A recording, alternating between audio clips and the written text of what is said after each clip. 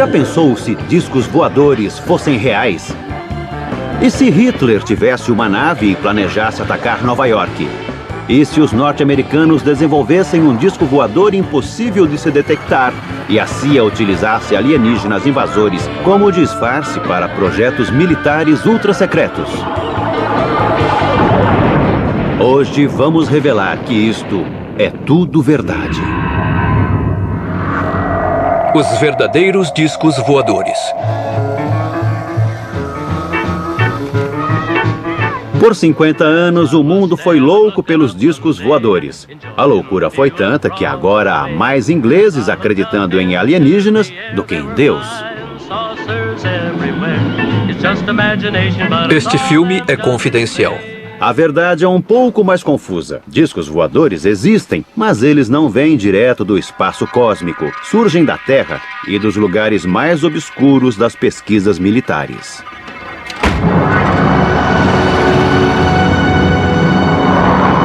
Tudo começou no ano de 1932 em Bucareste, quando este homem, um engenheiro de voo chamado Henry Coanda, fez uma extraordinária descoberta utilizando um objeto voador em forma de disco. Uma das primeiras pessoas a ver a experiência de Coanda foi Radu Manikatid, então um estudante da aeronáutica de 20 anos. O disco subiu até o teto e ficou lá. Achei aquilo magnífico.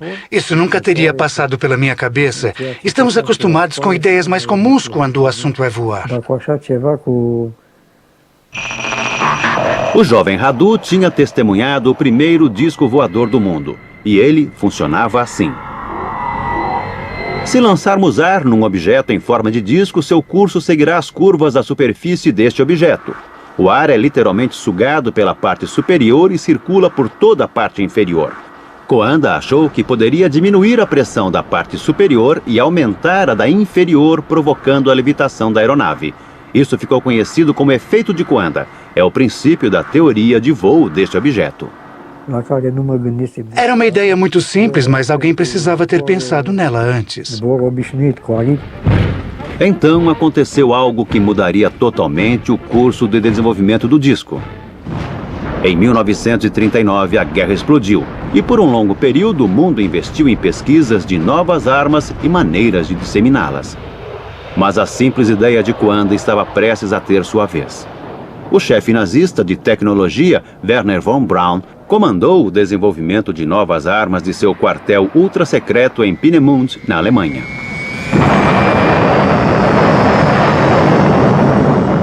Ali, ele desenvolveu armas de ponta aterrorizantes, como o foguete V2. Esse foi o principal local de desenvolvimento dos projetos.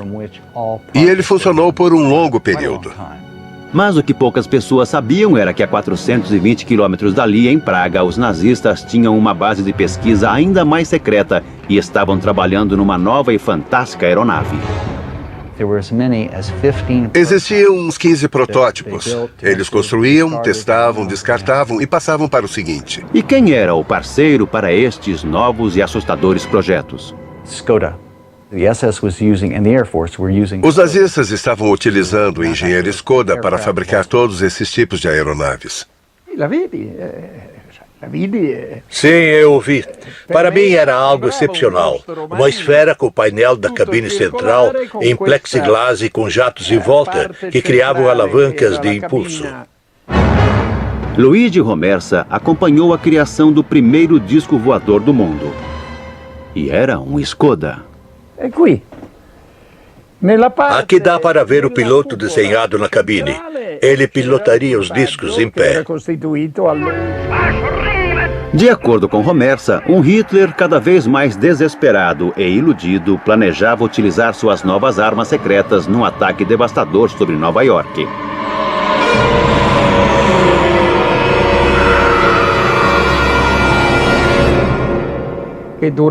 Certa vez, Hitler disse: Deus me perdoe pelos últimos 5 minutos da guerra. Ele queria utilizar as armas que havia desenvolvido.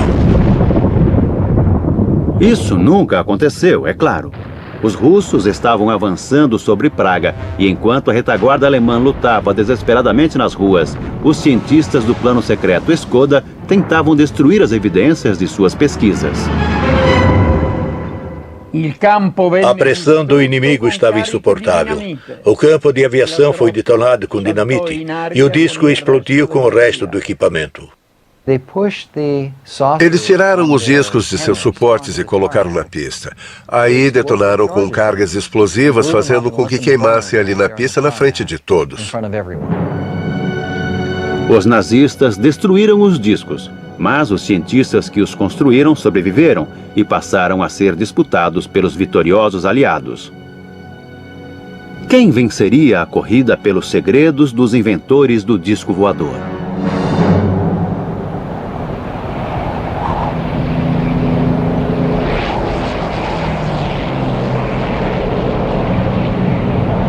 Em 1947, o piloto Kenneth Arnold estava sobrevoando as montanhas no estado de Washington quando viu 9 objetos cruzando o céu a velocidades incríveis. Ele achou que esses objetos faziam um movimento parecido aos discos que pulam na água. É uma analogia incomum, mas foi assim que o termo disco voador passou a existir. A visão de Arnold foi considerada um marco do nascimento da era do disco voador. Isso provocou não só furor na opinião pública, mas um frenesi estimulado pela paranoia. A inteligência norte-americana chegou a pensar em espionagem dos soviéticos. Porque nessa época estava começando a Guerra Fria. As forças aliadas estavam para ser quebradas. Os aliados da Segunda Guerra Mundial tornam-se inimigos. Uma cortina de ferro se fechou em volta da Polônia, Hungria, Iugoslávia e Bulgária. Em público, leste e oeste montaram um enorme espetáculo com seus melhores equipamentos bélicos, mas também existia uma guerra secreta, uma competição cruel para dominar a ciência e os cientistas nazistas. Quem controlasse esta tecnologia após a Segunda Guerra estaria militarmente um passo à frente. Russos, franceses e britânicos, antes unidos, agora lutavam entre si para obter essa tecnologia. E foi por este motivo que o governo norte-americano ficou tão alarmado com os discos vistos pelo piloto Kenneth Arnold. De acordo com este documento secreto, a Rússia já tinha adquirido a tecnologia do disco voador alemão e os estava construindo. A Alemanha estava muito à frente dos Estados Unidos, e eles achavam que se os russos conseguissem cientistas ou instalações nazistas responsáveis por essa arma secreta, eles ficariam em vantagem também. Os norte-americanos estavam certos. Os russos estavam construindo discos e com a ajuda de alguém muito útil para a Alemanha. O engenheiro especialista em discos voadores, Andreas Zepp. Logo após a guerra, Andreas Zepp decidiu que queria trabalhar na União Soviética. Então ele se mudou para Rostock e foi contatado por agentes soviéticos que pareciam saber quem ele era. É claro que Epp gostou muito de ter o seu valor reconhecido por aqueles que os menosprezaram. Pensei, tenho que continuar. Devo isso às pessoas que trabalharam nesse projeto. Então, eu comecei a construir um disco voador. Primeiro, Epp desenvolveu o mecanismo de direção do disco soviético. Essa era a especialidade de Epp nesse tipo de disco. Fazer a direção responder aos comandos, atrelando-os aos movimentos do disco. De acordo com Epp, o disco russo era extraordinariamente manobrável e também versátil, como deveria ser. Era um jato e eles queriam algo que pudesse ser utilizado em regiões polares, o que era bastante interessante. A razão era óbvia. O trajeto mais rápido para a América do Norte era através do Polo. Este fato não era ignorado pelos Estados Unidos, um país cada vez mais paranoico. Até mesmo Hollywood suspeitava que os russos estivessem projetando algum tipo de disco voador. O primeiro país que desvendar o segredo do disco voador irá controlar os céus de todo mundo e não quero que seja a Rússia. Muitos discos avistados estavam no noroeste dos Estados Unidos, próximos à fábrica da Boeing em Seattle, onde se construía os bombardeiros, e também da reserva nuclear Hanford, no estado de Washington, onde se produzia o plutônio para as bombas nucleares. Essas regiões eram muito importantes estrategicamente e as mais próximas da União Soviética. Era também por onde se esperava que chegassem os aviões soviéticos. Naquele momento, os discos surgiam em toda parte. Dificilmente uma cidade ou um cenário de filmagem estariam a salvo. O governo precisava acabar com a especulação e, para tal, seus especialistas em guerra psicológica apresentaram um plano perfeito em duas partes. Primeiro, uma personalidade militar mais experiente negaria firmemente que qualquer coisa estava acontecendo, mas por segurança se espalharia rumores de que os discos voadores surgiram do espaço cósmico. Entreguei a mensagem, e agora? O plano foi lançado numa coletiva realizada no Pentágono em julho de 1952, um momento decisivo na história do disco voador. Este é o Major-General John A. Sanford, diretor da inteligência da Força Aérea dos Estados Unidos e quem conduziu a coletiva. O trabalho de Sanford era negar que havia qualquer coisa de importante naquelas visões. Não aconteceu nada com nenhum padrão de consistência que possa ser relacionado com qualquer ameaça aos Estados Unidos. Para discutir a teoria dos invasores alienígenas, foi convocado o major aposentado Donald Keyhoe, o importante escritor da época. Major Keyhoe, como autor do livro Os Discos Voadores São Reais, qual a sua opinião sobre essas novas visões de objetos não identificados? Com o devido respeito, acredito que será provado que são de origem interplanetária. Era um plano simples e muito engenhoso. Agora, todos que vissem um disco militar seriam encorajados a acreditar que se tratava de alienígenas, enquanto o resto das pessoas acharia muita graça. Ele ficou lá por muitos minutos, não posso negar o que vi. A imprensa adorou a história dos alienígenas e a abordou com entusiasmo. A mesma edição da revista Life, que lançou Marilyn Monroe como estrela, também fez a carreira de muitos monstros de Marte.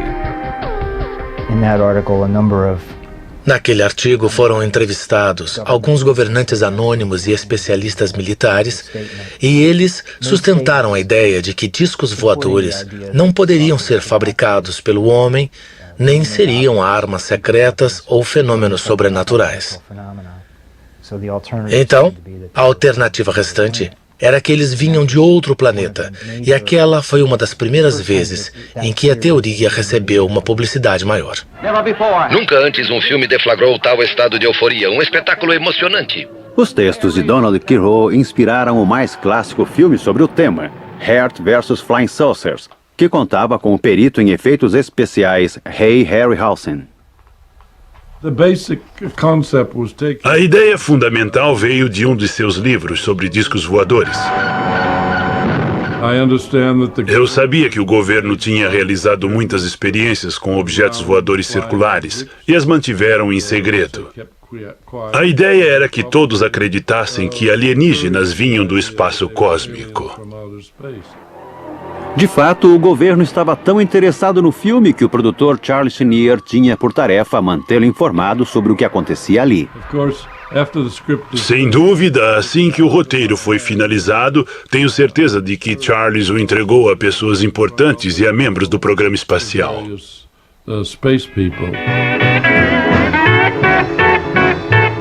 Oh, here they come. Oh, there they go. Mas enquanto os cidadãos norte-americanos olhavam para o céu com graus diferentes de preocupação, os homens de preto enxergavam além. Estavam desesperados para construírem seus próprios discos e, como os russos, procuravam um cientista nazista experiente para ajudá-los. Em 1945, quando os nazistas se renderam, o exército norte-americano estava preocupado que os cientistas alemães caíssem nas mãos dos soviéticos. Os Estados Unidos também queriam explorar o conhecimento desses cientistas para auxiliar no desenvolvimento de programas relacionados a mísseis, armas eletrônicas, radares, aerodinâmica de supersônicos, motores a jato e outras tecnologias de que os alemães tinham conhecimento.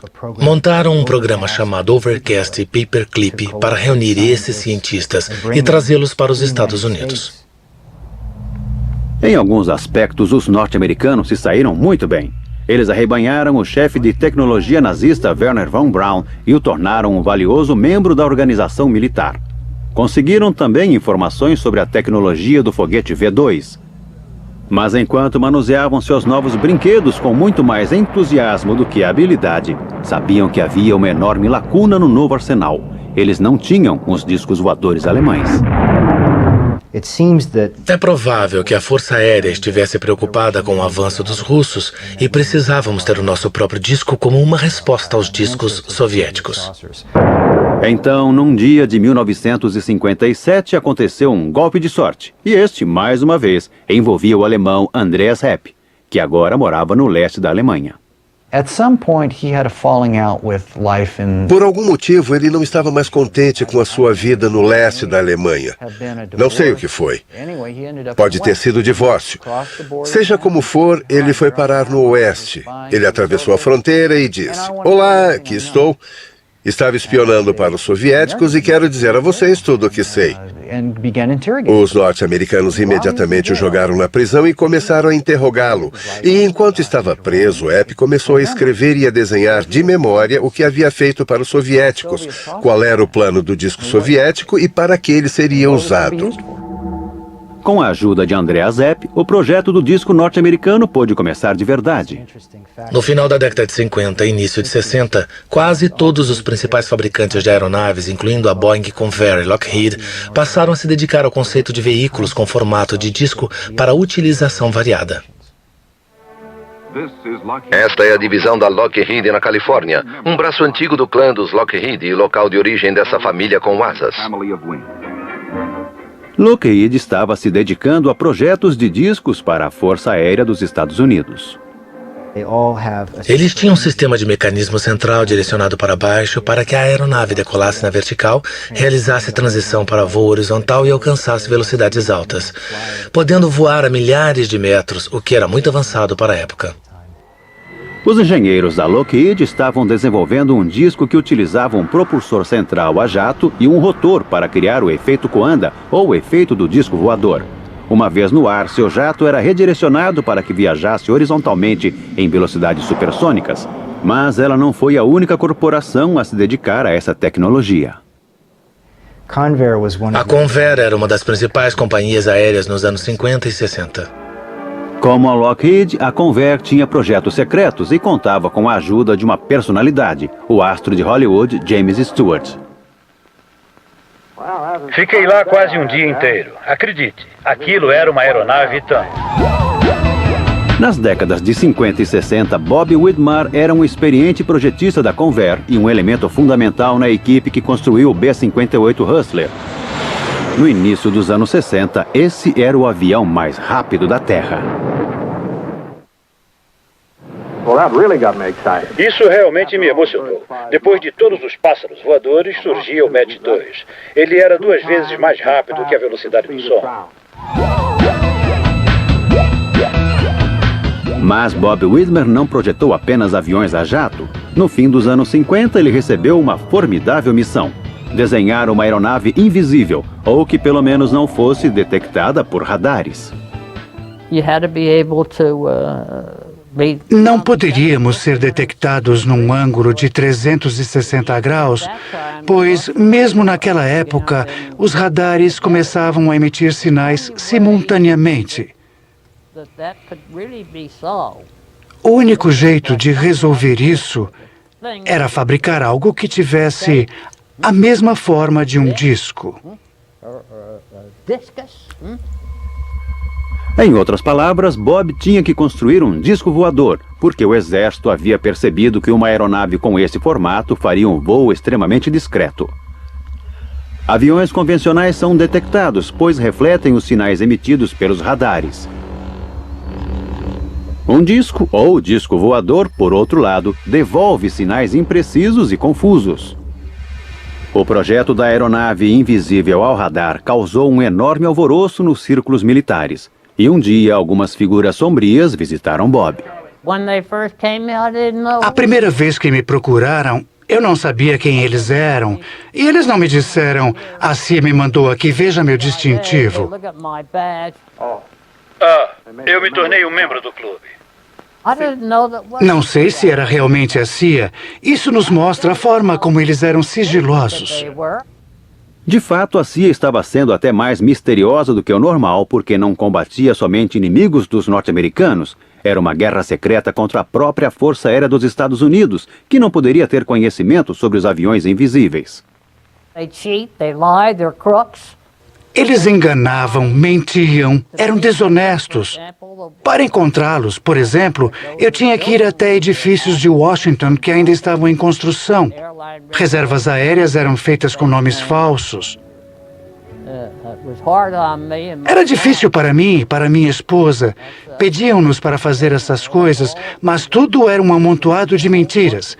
Chegamos ao ponto de não poder dizer mais o que era real, porque tudo era falso.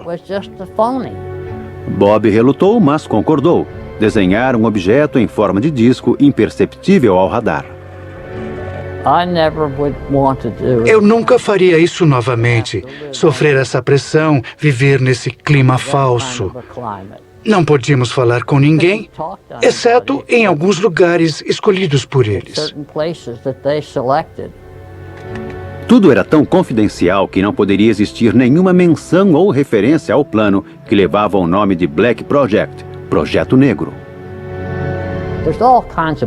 Tudo era muito estranho e misterioso. As coisas eram obscuras ao extremo. Vivíamos na extrema obscuridade. O projeto de Bob nunca veio a público e a CIA eliminou todos os seus registros e desenhos. Bem, eu acho que a nossa história termina assim. Ou não. Enquanto a CIA mantinha Bob na escuridão, outra aeronave estava sendo trazida à luz.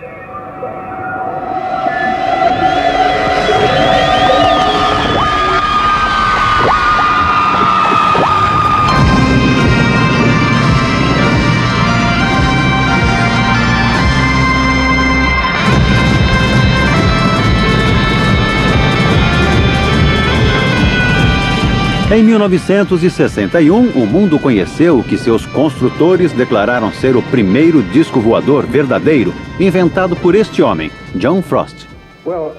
Bom, o exército dos Estados Unidos estava interessado num veículo que pudesse voar próximo ao chão, que não fosse impedido por barricadas, rios e que saltasse sobre cercas e árvores. Entretanto, havia problemas concretos com o Avrocar, como recorda Doug Garland, um dos engenheiros de túnel aerodinâmico.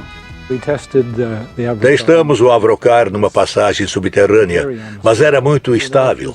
Se jogarmos um prato ou uma calota no chão, a tendência é ela girar dessa maneira.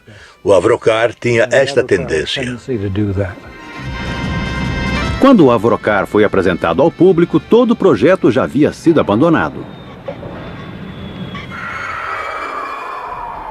Na verdade, o Avrocar não era um disco voador. Era a primeira aeronave flutuante do mundo. Era praticamente um subproduto acidental de um projeto secreto e muito mais ambicioso que tinha tudo a ver com discos voadores. Uma pergunta, acredita em discos voadores? Não da maneira que as pessoas acreditam, que eles vêm de Marte ou de lugares como esse. Isso não. John Frost não acreditava em discos voadores vindos de Marte, mas acreditava neles porque, secretamente, estava construindo um. Este filme é confidencial. Desenvolvimento de disco voador. Avro. Esse filme nunca havia sido visto pelo público. Foi feito estritamente para umas poucas pessoas do Exército. Ele registra o trabalho da equipe dos projetos especiais ultra-secretos Avro, liderado por John Frost.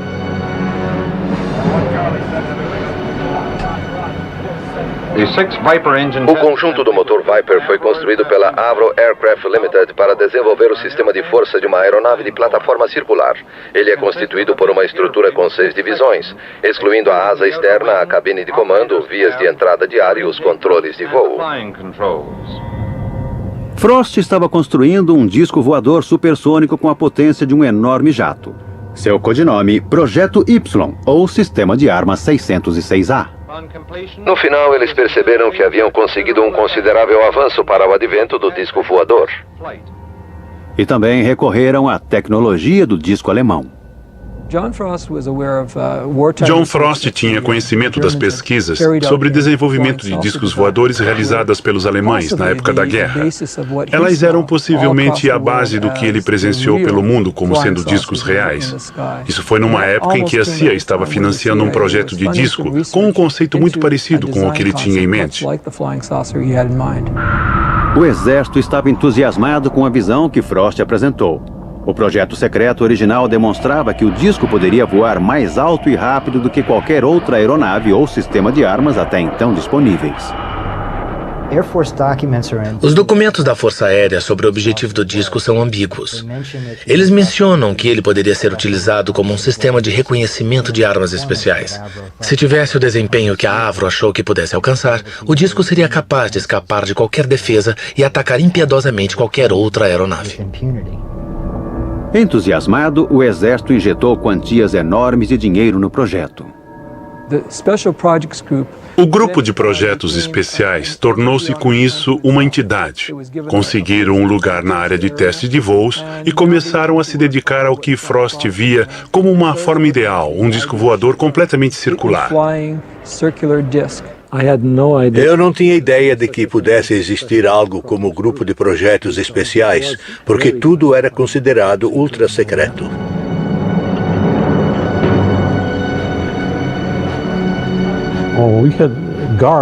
Tínhamos seguranças em todas as entradas o tempo todo. E era necessário o uso de um distintivo especial com um pontilhado colorido que permitia a entrada na área de projetos especiais. Eu era projetista sênior do grupo de projetos especiais. Comecei a trabalhar no 606A como projetista do supersônico para a Força Aérea dos Estados Unidos. E o projeto foi, de fato, o mais ambicioso criado por projetistas da aviação. Uma aeronave com a fuselagem inteiramente fechada, um disco voador. Tudo que Frost tinha em mente era sempre em forma circular. Para mim, ele nunca quis mudar o plano. Acho que era um ideal, porque tinha assim uma decolagem vertical.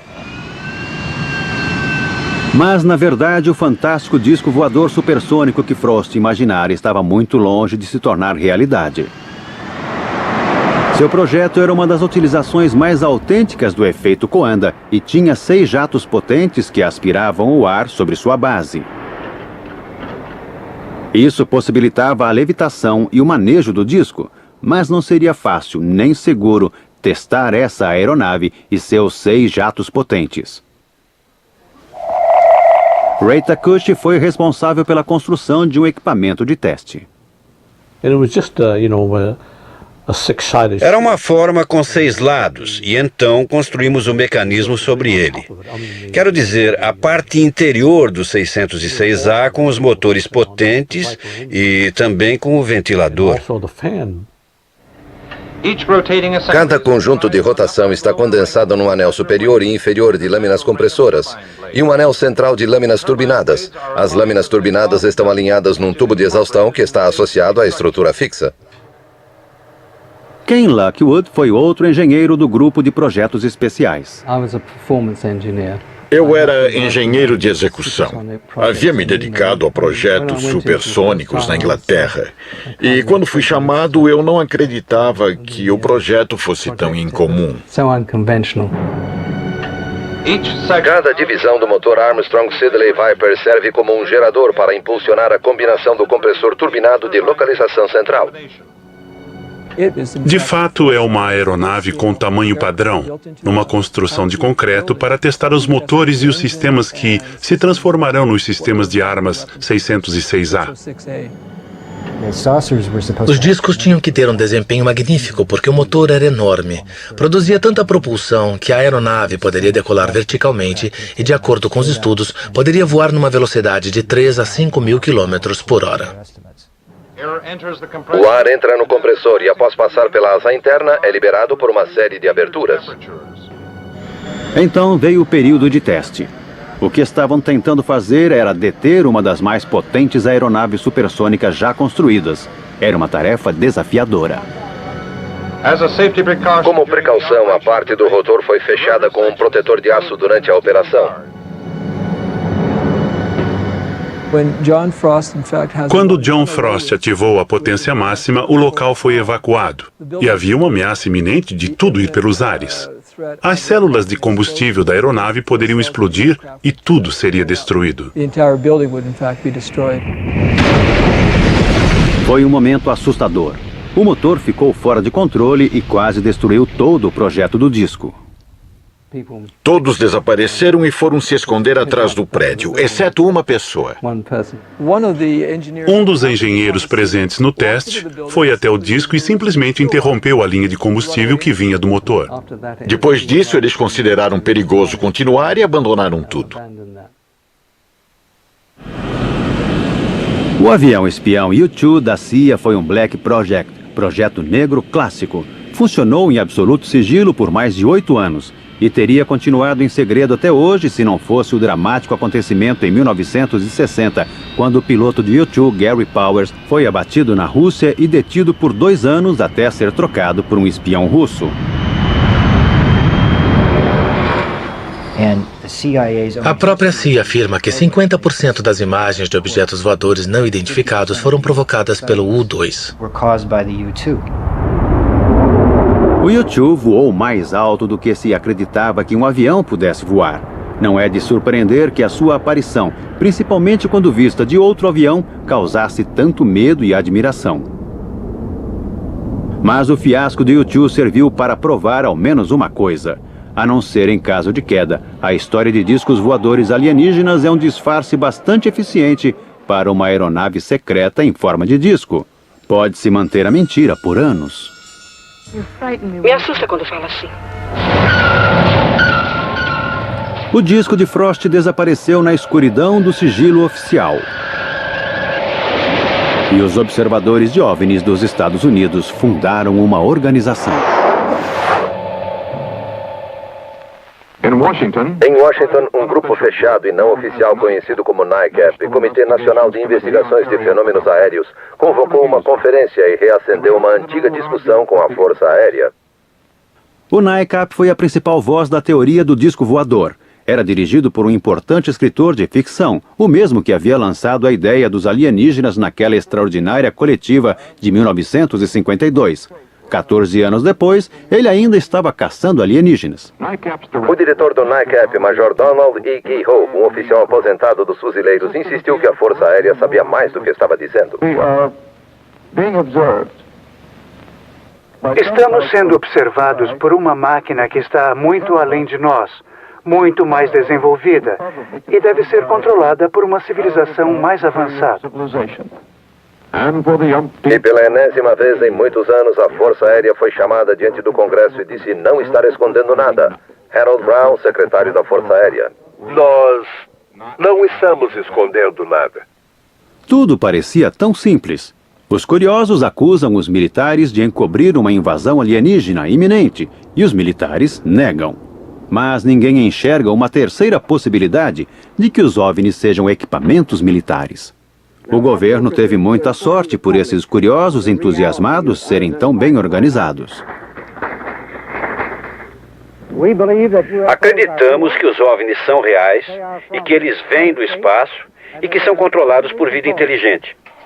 Acontece que tal organização não era um produto de sorte. O NICAP foi liderado pelos Homens das Sombras. Entre seus membros do conselho estava o primeiro diretor da CIA, Roscoe Hullencutter, e o agente da CIA, Bernard J.O. Carvalho. O primeiro diretor da NICAP foi Nicholas de Roquefort, membro da divisão de guerra psicológica da CIA.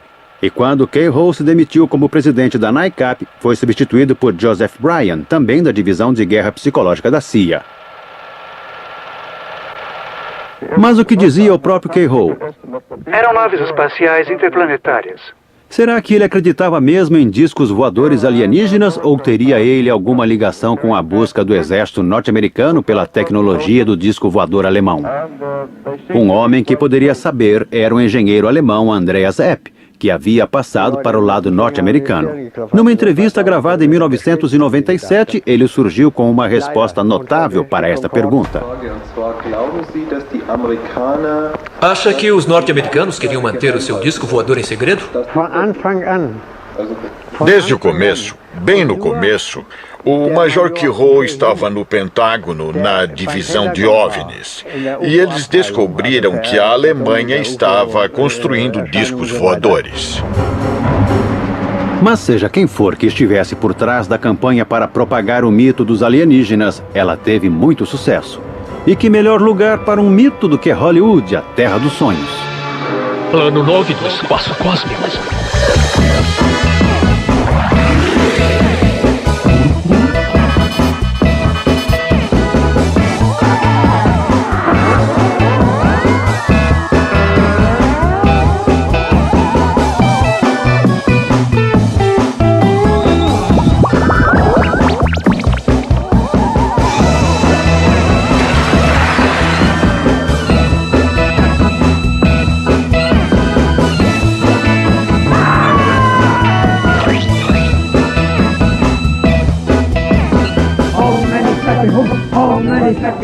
Isso até inspirou uma religião.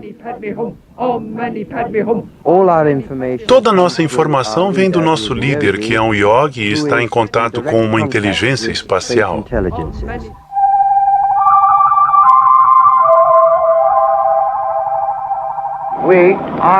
Nós somos seus amigos. Nós somos seus amigos. Por favor, faça contato. Então, em 11 de novembro de 1987, eles fizeram. Tudo começou quando um empresário de sucesso chamado Ed Walters viu uma luz estranha no seu jardim. Ele pegou sua câmera e a fotografou.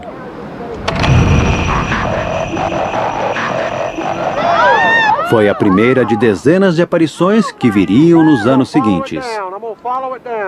Quando as fotos foram reveladas, elas mostravam algo que, com certeza, parecia ser discos voadores.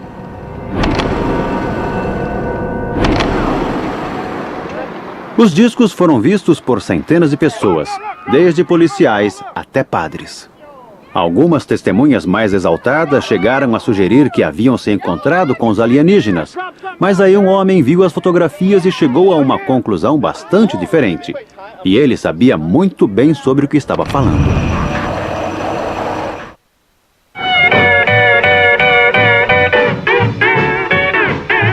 Gulf Breeze, Flórida. Há 17 anos, este foi o local de uma das mais constantes séries de aparições de discos voadores na história dos Estados Unidos. A maioria das centenas de pessoas que viram ficou convencida de que eram alienígenas, exceto um homem. Nem sempre que alguém diz haver algo, isso necessariamente significa que existe mesmo alguma coisa.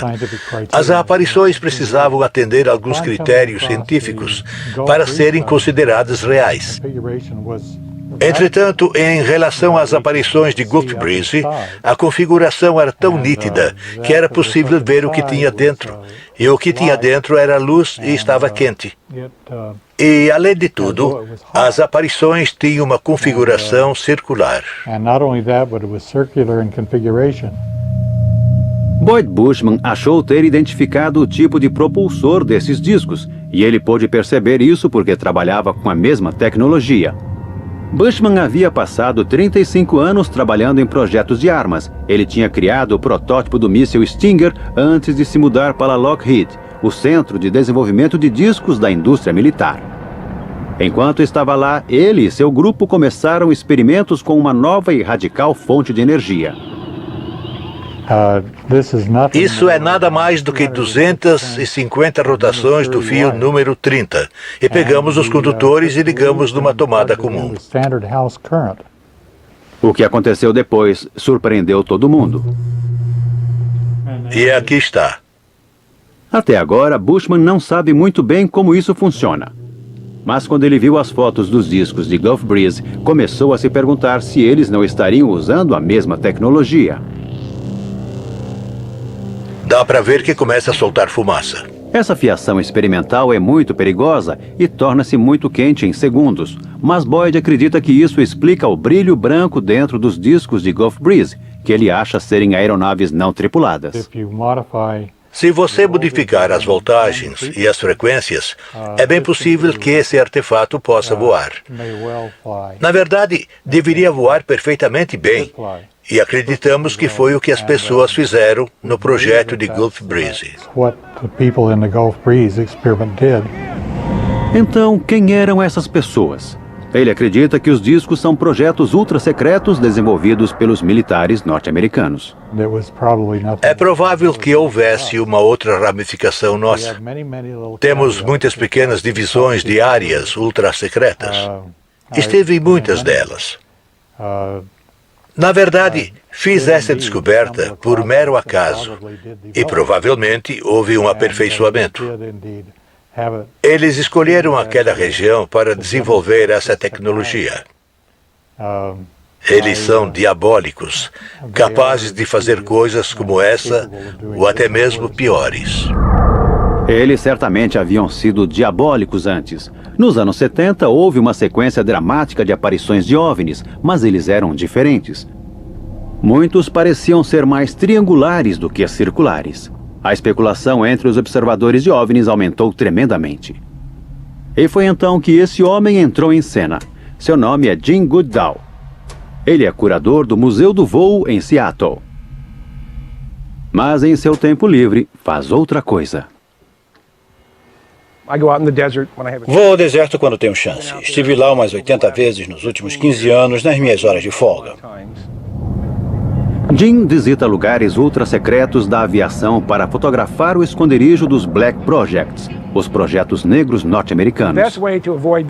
O melhor jeito para evitar ser descoberto é alugar um veículo de cor neutra. Eu tinha uma rede de camuflagem infravermelha. Colocava sobre o veículo, jogava ramos de sálvia sobre ele, e quando eles olhavam ao redor, não viam nada que chamasse a atenção. Em 1988, Jim tirou uma foto de uma aeronave que havia sido mantida no mais profundo sigilo por mais de 10 anos. Estava com minhas câmeras prontas. Ouvi algo decolando e vi um T-38 no ar que eu tinha identificado. E então apareceu um F-117 sobre minha cabeça. O F-117 é o Stealth Fighter, uma aeronave invisível. Por mais de uma década, ela tem voado nos céus norte-americanos e vem sendo convenientemente identificada como uma nave alienígena. Gastei um filme colorido de 36 poses e só tive umas 2 fotos fora de foco ou escuras. Eu estava tremendo de emoção. Foi um dos momentos mais emocionantes da minha vida. E minha foto foi essa aqui. Olha, esta imagem bem aqui. Com essa foto, Jim revelou a verdade sobre as imagens triangulares. Se você olhar um F-117 de frente, ele parece um disco voador. Então, muitos deles, se não conseguimos identificá-los, se tornam OVNIs, objetos voadores não identificados. Nos anos seguintes, o número de aeronaves triangulares diminuiu, mas as aparições de objetos arredondados não. Recentemente, a Força Aérea Mexicana liberou algumas imagens formidáveis tiradas por seus pilotos usando o infravermelho. Estranhamente, embora 11 aeronaves pudessem ser vistas, somente 3 foram registradas por radar. Então, teriam os verdadeiros alienígenas finalmente chegado? Ou teriam esses discos algo a ver com os militares norte-americanos? Um grande e querido amigo chamado Ben Rich substituiu Kelly Johnson na Lockheed. 10 dias antes de sua morte, eu estava conversando com Ben e ele disse: Jim, existem coisas no deserto que estão 50 anos além do que podemos compreender. Eles têm aproximadamente 4.500 pessoas na Lockheed. O que eles têm feito nos últimos 20 anos? Estão construindo algo. Papai, quando você esteve lá, você viu alguma coisa? Não vamos começar novamente com essa bobagem de disco voador. Versão brasileira, Vox Mundi.